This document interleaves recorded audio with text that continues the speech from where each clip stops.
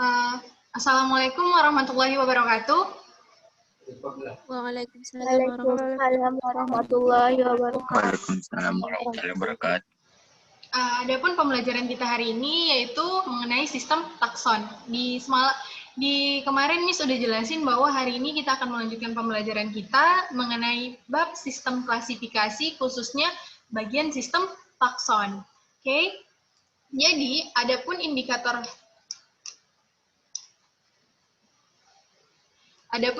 pembelajaran kita hari ini yaitu mampu untuk mengidentifikasi sistem takson pada makhluk hidup. Apa sih sebelumnya, what is takson? Ada yang tahu apa itu takson?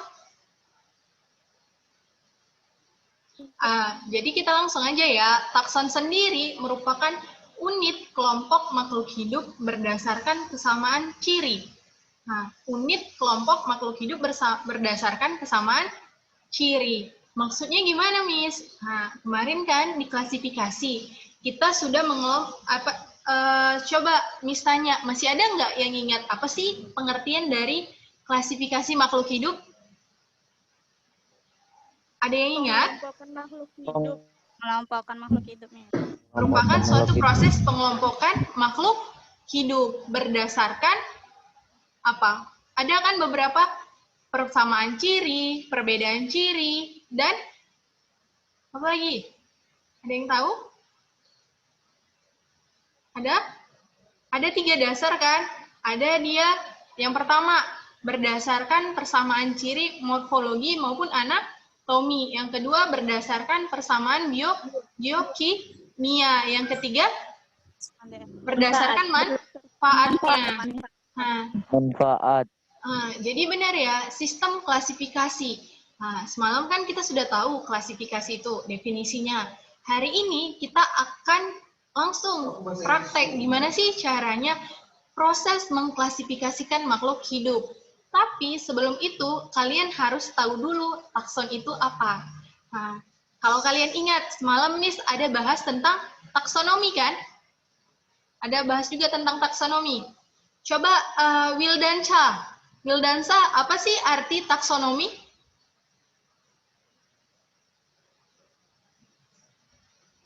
Wildansa? Atau Putri Mayang Sarina? Nggak ada yang bisa ingat, nggak ada yang ingat lagi taksonomi itu apa? Takson. Saya, Miss. Oh, coba. Taksonomi itu klasifikasi makhluk hidup sesuai dengan hubungan mereka. Ilmu yang mempelajari tentang klasifikasi makhluk hidup. Makhluk hidup. Ya, itu ya. Taksonomi merupakan salah satu cabang ilmu biologi yang mempelajari tentang klasifikasi makhluk hidup. Kalau kalian perhatikan, taksonomi ada dari 2 kata, takson dan nomos. Nah, jadi takson sendiri artinya unit kelompok makhluk hidup berdasarkan kesamaan ciri, ataupun secara singkatnya takson memiliki arti sebagai susunan, gitu ya. Nah, apa sih susunannya? Jadi, lihat di sini ada piramida terbalik. Jadi ini nggak cuma sekedar bentuk piramida terbalik doang ya, ada artinya. Lihat tingkatan dalam takson. Takson tadi kan unit, lihat. Unit kelompok makhluk hidup berdasarkan kesamaan ciri. Jadi, takson sendiri memiliki tingkatan atau hierarki. Mana sih yang paling tinggi tingkatannya? Jadi, takson sendiri itu ada, coba hitung. Dimulai ada beberapa tingkatan. Ada 7 tingkatan. Dari yang tertinggi sampai terendah. Kita mulai dari yang tertinggi. Ada kingdom, phylum, ordivisi, kelas, ordo, family, genus, dan spesies.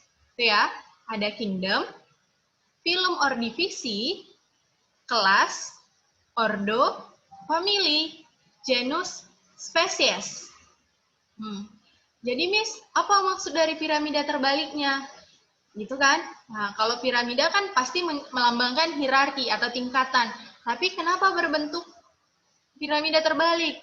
Lihat, pengerucutan ke bawah ini menandakan jumlah spesies dalam tingkatan taksonnya.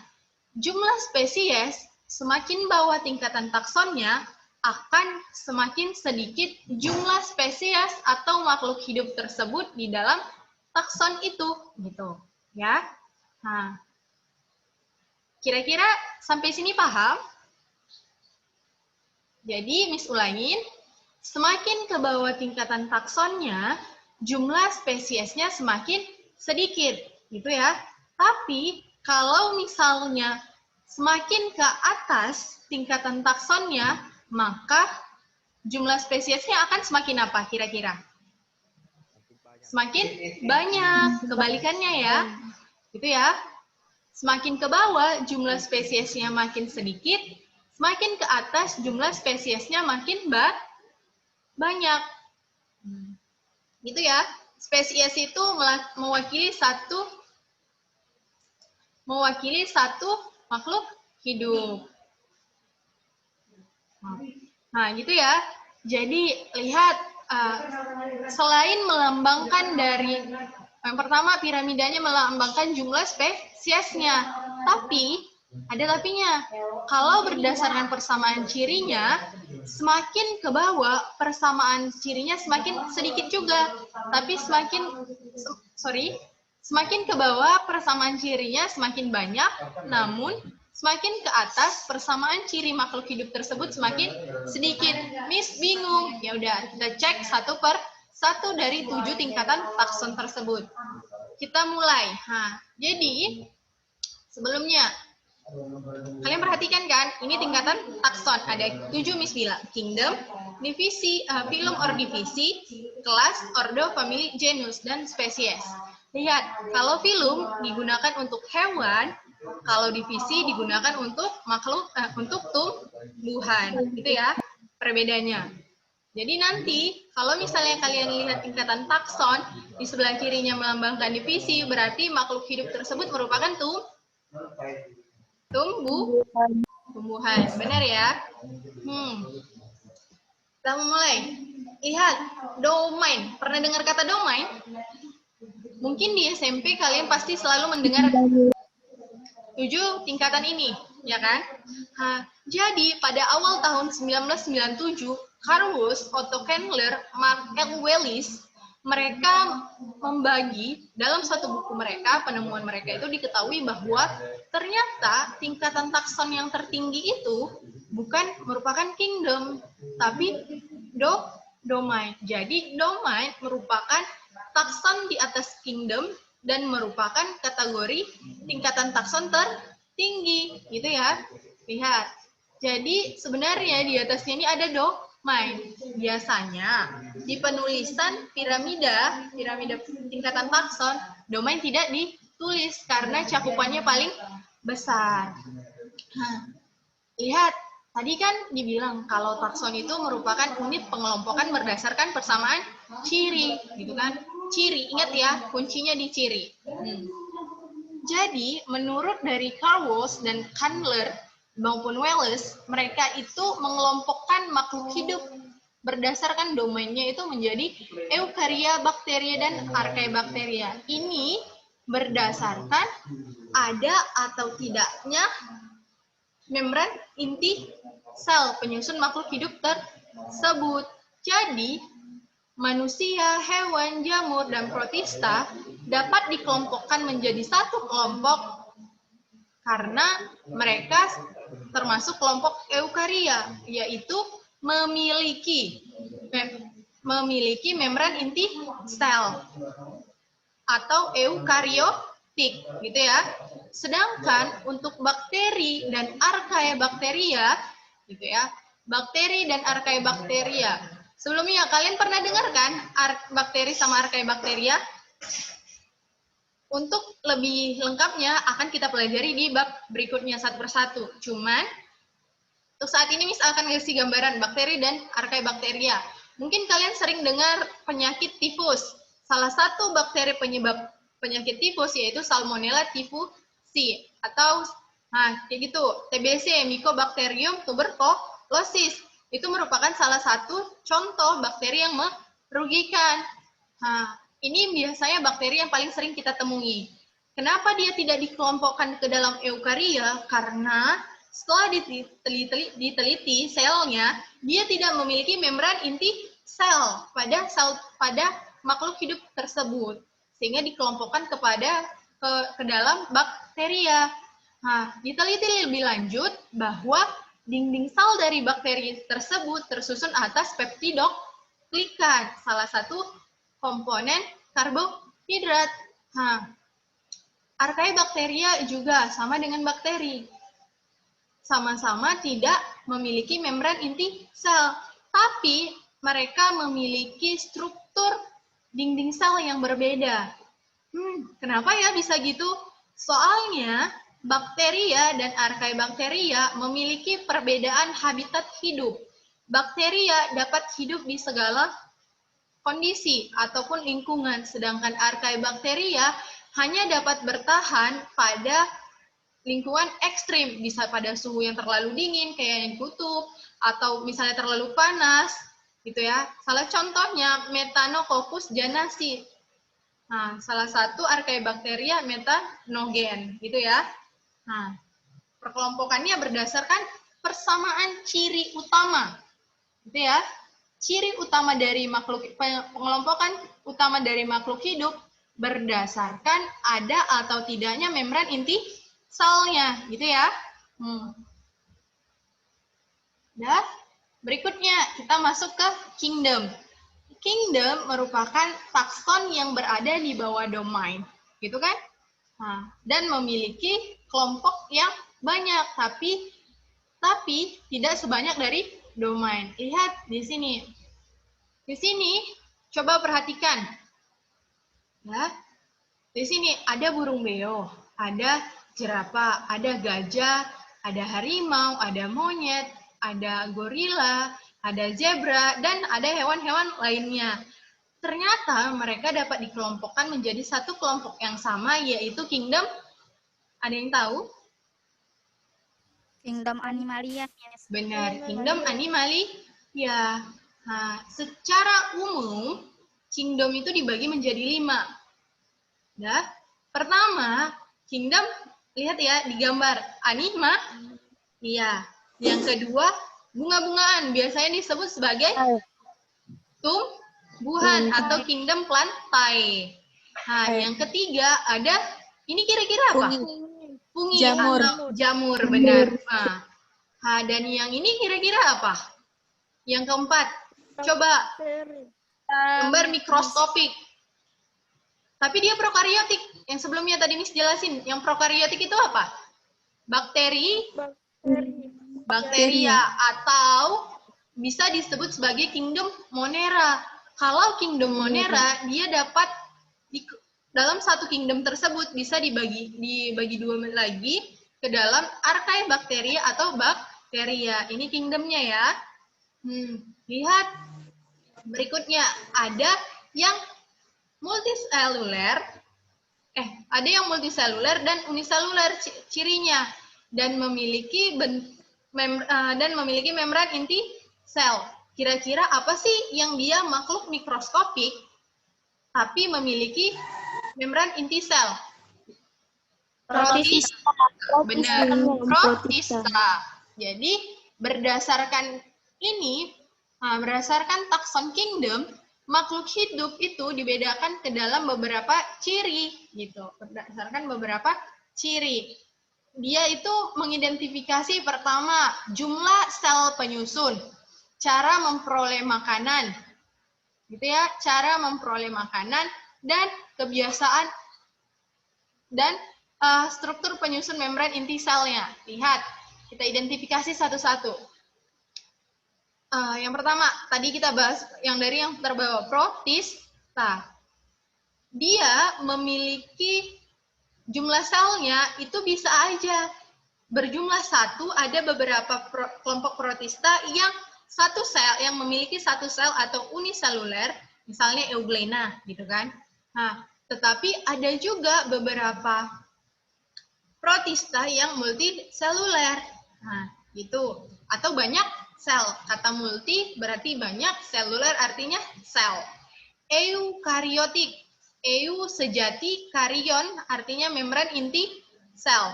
Berarti mereka memiliki membran inti sel dan tidak memiliki jaringan kompleks gitu. Jaringannya tidak kompleks atau sederhana. Kita lanjut yang kedua. Dia kalau kelompok Monera, dia uniseluler atau satu sel, prokaryotik atau memiliki membran inti. Nah, sedangkan untuk fungi, ya, fungi dia multiseluler atau uniseluler, ada yang banyak sel dan ada yang tersusun satu sel. Lihat, kalau yang mushroom atau fungi yang di sini, ini uniseluler atau multiseluler? Ada yang bisa jawab? Multiseluler, Miss. Apa? Coba dikuatin suaranya, Kak. Multiseluler, Miss. Benar ya, multiseluler. Soalnya satu ciri multiseluler yang pertama itu pasti kita bisa melihat. Biasanya kalau dia uniseluler atau tersusun atas satu sel, kita membutuhkan mikroskop untuk mengidentifikasinya, gitu kan? Lanjut, ada tumbuhan. Nah, lihat di sini, dia termasuk multiseluler. Soalnya kita bisa mengidentifikasi dengan mata kita sendiri, gitu kan? Mata telanjang. Dan termasuk fotoautotrof, yaitu dapat menghasilkan makanan sendiri dengan bantuan cahaya matahari. Sedangkan yang ini, nah lihat, kelompok kita animalia, manusia, dan hewan-hewan lainnya, itu masuk ke kingdom animalia. Dia multiseluler, heterotrof. Tahu kan? Kebalikan dari autotrof. Tidak dapat menghasilkan makanannya sendiri, sehingga dia memperoleh makanannya dari makhluk hidup lain. Gitu. Kebiasaan makannya yaitu makan. Kita lanjut ya. Film or divisi, gitu kan? Nah, coba lihat. Di sini kita ambil dua contoh kingdom, yaitu kingdom animalia dan kingdom plantae. Di sini Miss akan jadi berdasarkan pembagian film, ini contohnya saja ya, nanti jenis film itu ada banyak. Misal kalau di film animalia itu ada 9 film. Dari yang mulai paling sederhana, yang paling kompleks, mamalia, apes, ya kan? Ada chordata dan lain-lain gitu kan. Tapi secara garis besarnya bisa dibagi menjadi 3. Platyhelminthes, Arthropoda, dan chordata. Platyhelminthes merupakan kelompok cacing-cacingan bertubuh pi, sedangkan Arthropoda serangga, chordata kelompok hewan yang memiliki tulang belakang, core atau tulang belakang. Itu dia termasuk filum. Tapi kalau dia termasuk dari kingdom plantae, divisonya itu ada Bryophyta, Pteridophyta, dan Spermatophyta. Kalau Bryophyta, contoh tumbuhannya itu ada tanaman lumut, sedangkan kalau Pteridophyta itu ada kelompok pakuan. Spermatophyta, ya, Pteridophyta itu kelompok paku-pakuan. Kalau Spermatophyta kelompok tumbuhan berbiji. Nah, baik itu Angiospermae atau Gymnospermae. Ini paling banyak kalian jumpa ya, kelompok Spermatophyta. Itu ya. Kita lanjut ke kelas. Jadi dari beberapa divisi ataupun film tadi, dia memiliki percabangan lagi. Percabangan lagi, yaitu kalau tadi lihat, kalau yang di kingdom dia melihat dari 3 ciri. Setelah diteliti lebih lanjut berdasarkan struktur penyusun tubuhnya di animalia, ternyata ada yang memiliki tulang belakang dan ada yang tidak memiliki tulang belakang, gitu kan? Nah, jadi dibeda-bedakanlah Platyhelminthes, Arthropoda, dan chordata, gitu ya. Nah, setelah itu dilihat lagi persamaan cirinya.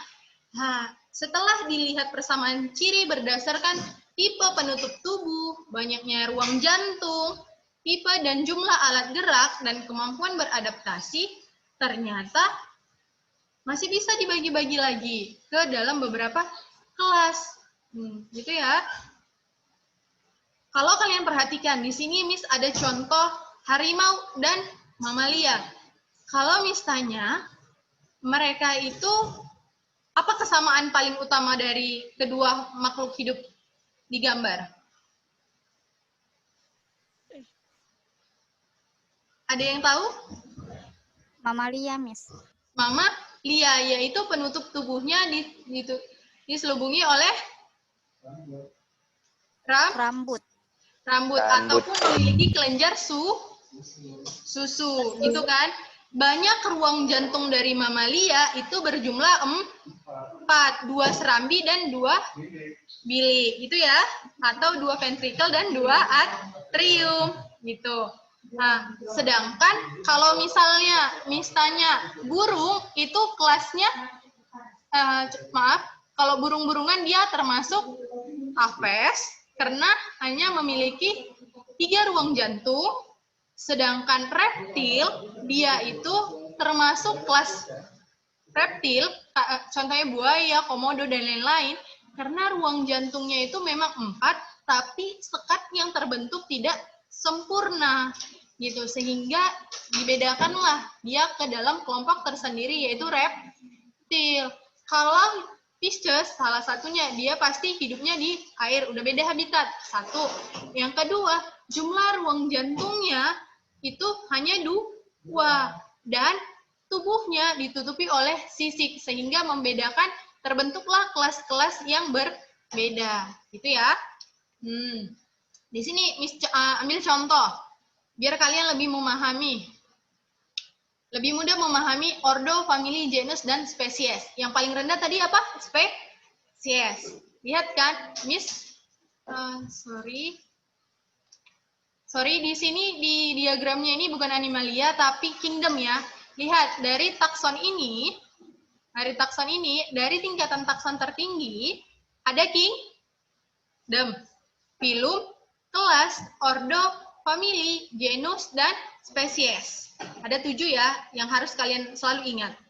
Dah, jadi kalau misalnya, sebelum misalnya ke tingkatan yang ini, domain dari kelima hewan yang ada di gambar, dia termasuk eukarya, bakteria, atau archaebacteria.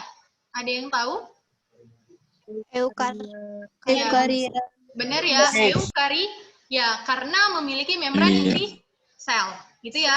Nah, kita cek sekarang ke tingkatan takson di bawah dari domain, yaitu kingdom. Mereka multiseluler nggak cirinya? Dari kelima gambar ini, mereka multiseluler?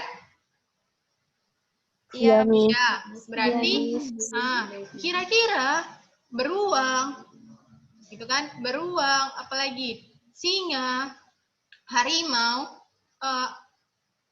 segak elang, sama cita, mereka itu memperoleh makanan sendiri atau menghasilkan makanannya sendiri? Memperoleh makanan dari makhluk hidup lain nggak kira-kira? Iya kan?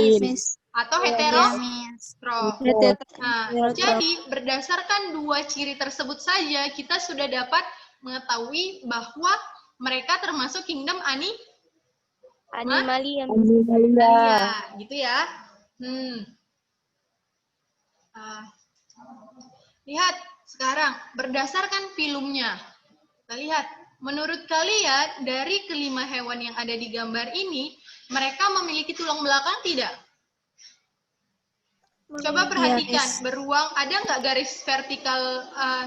Ada nggak garis vertikal di tubuhnya atau di sini? Ada, Miss. Ada kan? Ini singa ada? Ada. Harimau ada? Ada, Miss. Ada. Elang? Ada? Cita? Paling jelas ya, ada? Nah, sehingga mereka termasuk filum chordata. Nah, di sini jumlah hewan yang di kingdom dan di filum tetap sama kan? Ada 5. Itu kan?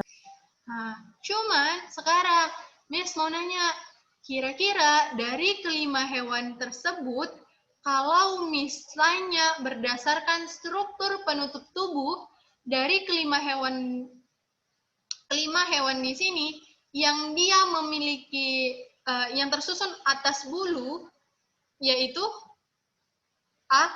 kelompok Aves, yaitu Elang, ya kan?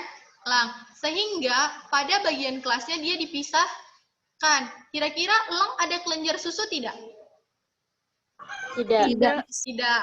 Nah, sehingga dia tidak masuk ke kelompok Mama Lia, tapi dia masuk ke Apes, bersayap dan hanya memiliki. Tadi Apes berapa ruang jantung Miss bilang? 3, Miss. Benar, 3 ya. 3 ruang jantung Apes. Mamalia 4 dan sekatnya sempurna. Nah, kita lihat lagi ke bawah.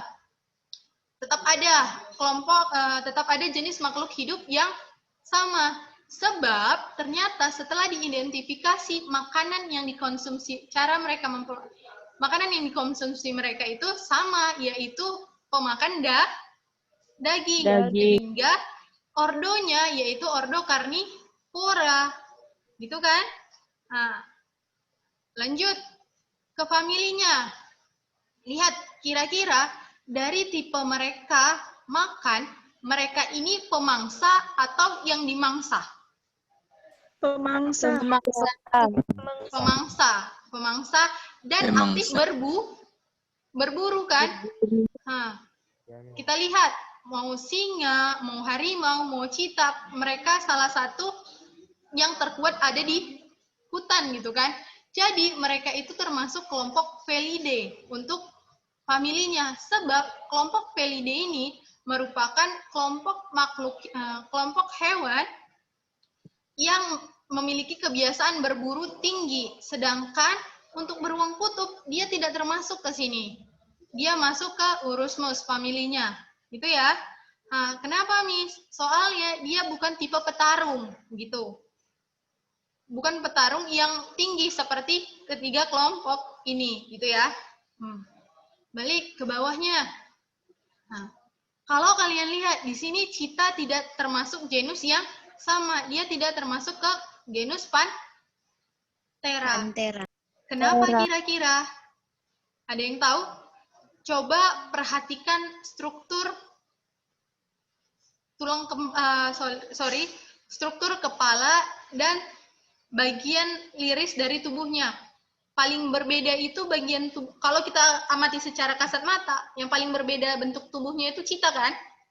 Nah, jadi kelompok hewan yang termasuk Panthera itu memiliki tubuh yang lebih besar, gitu ya, lebih besar, dan citah tidak termasuk Panthera, soalnya citah itu termasuk kelompok hewan yang berbintik, gitu ya.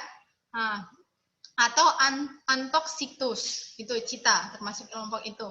Nah, di sini Miss ingin mengambil yang lebih spesifik, yaitu kelompok spesiesnya yang disebut sebagai Panthera leo. Kalau sudah tingkat spesiesnya hanya satu, yaitu Panthera leo.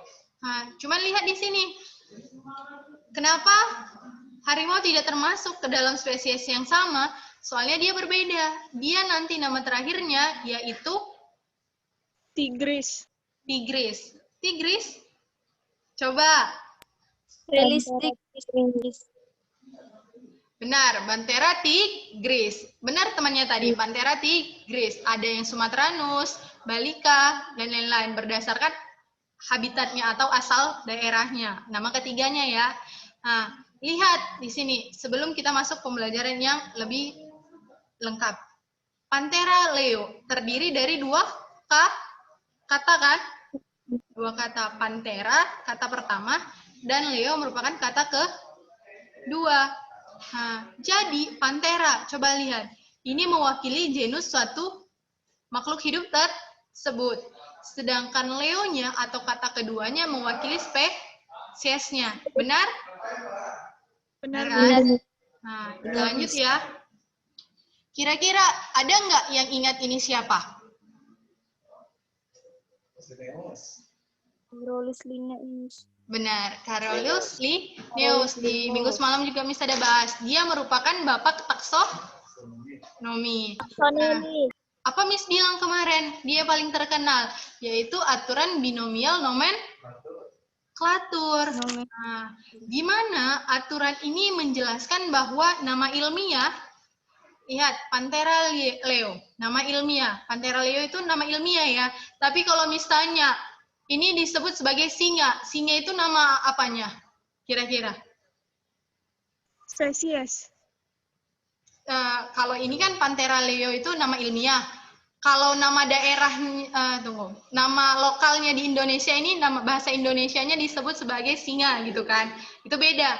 Tapi bisa kalau misalnya di Inggris disebut singa itu apa bahasa Inggrisnya? Lion gitu kan. Berbeda kan?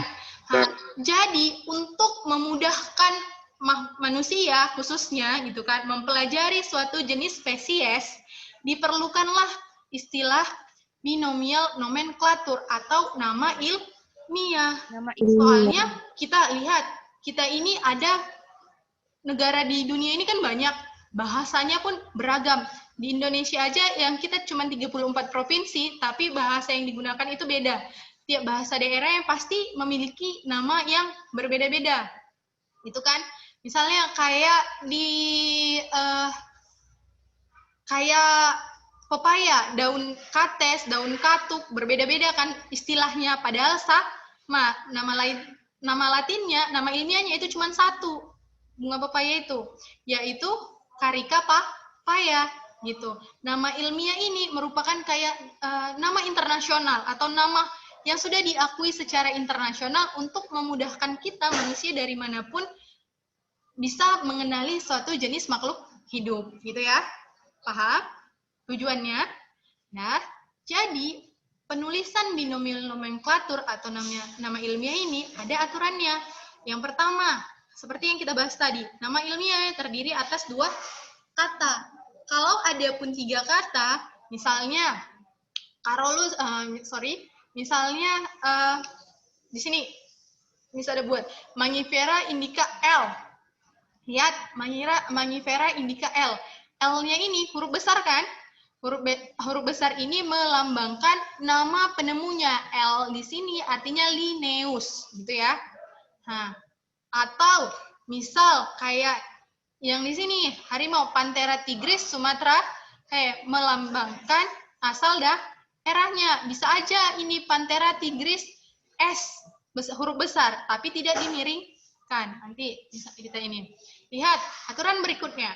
Nama genus ditulis terlebih dahulu dan diawali oleh huruf kapital. Perhatikan.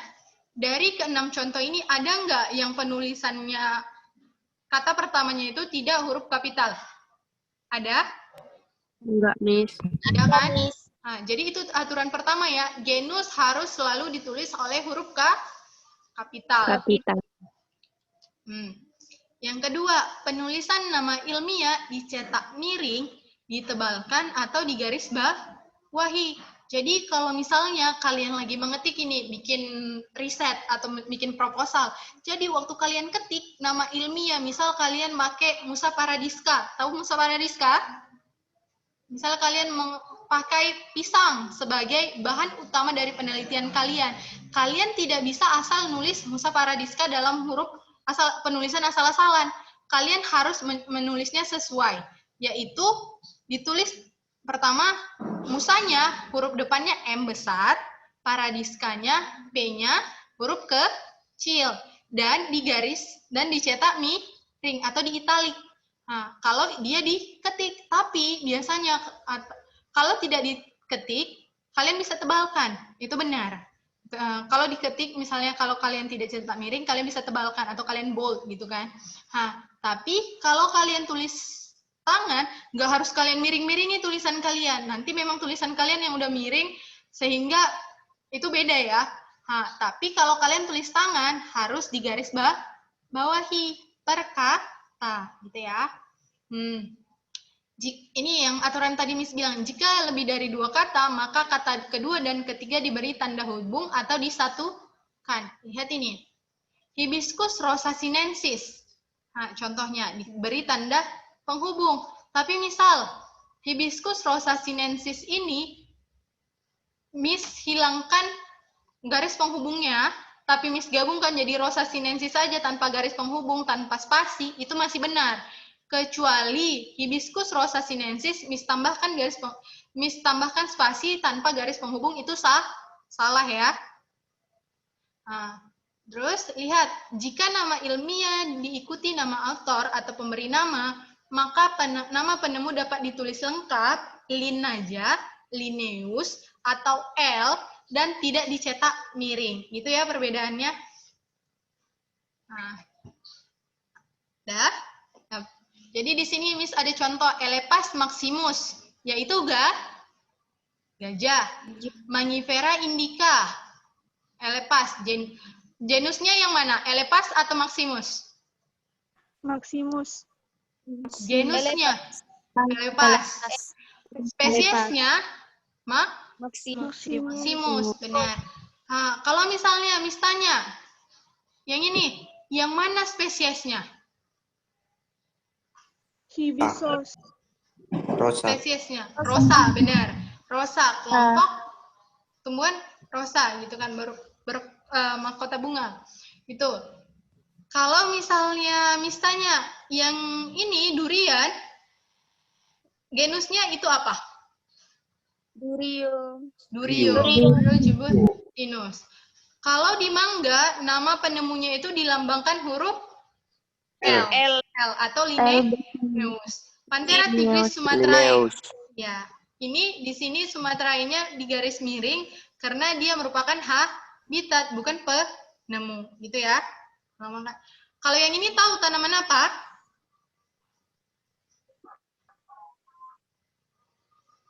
Jadi misal nanti kalian mau melakukan suatu penelitian mengenai aktivitas dari stomata. Tumbuhan apa yang paling jelas stomatanya ketika diamati secara sederhana, yaitu kelompok tanaman Adam Hawa atau Roweo discolor, gitu ya. Nah, Miss ada kuis ini terakhir.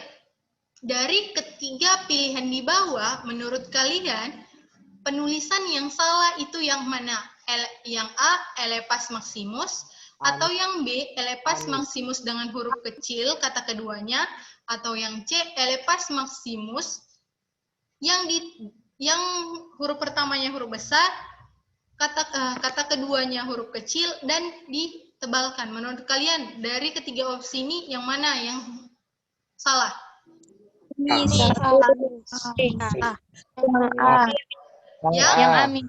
A. Benar ya? Soalnya kalau yang B dan C itu benar. Nah, dia terdiri dari dua suku kata. Yang pertama, kata pertama huruf besar, kata kedua huruf kecil, ya kan? Dan digaris miringkan. Untuk yang C, berarti dia benar kan? Yang B. Yang C, dia juga sama. Ini benar. Soalnya kata pertama huruf besar, kata kedua huruf kecil, ya kan? Nah, dan digaris, walaupun tidak dimiringkan, tapi dia ditebalkan penulisannya. Berarti benar. Sedangkan yang ketiga, menurut kalian, di mana letak kesalahan penulisan yang A? Suku kata kedua. Ya, maksimusnya. Dia huruf kapital. Ya, benar ya. Jadi, kira-kira ada pertanyaan untuk pertemuan kita kali ini?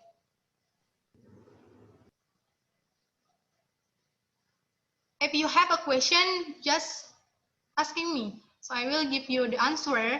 But if you cannot to asking in these sections, kalian bisa langsung message Miss dari email, WA, atau yang lain-lain ya. Jadi sekian pertemuan kita hari ini. Assalamualaikum warahmatullahi wabarakatuh. Waalaikumsalam warahmatullahi wabarakatuh. Ya, kita lanjut ke ilmu komputer. Yang mau ke Marmoni dulu silakan. Di sana hujan juga atau enggak? Di rumahnya masing-masing.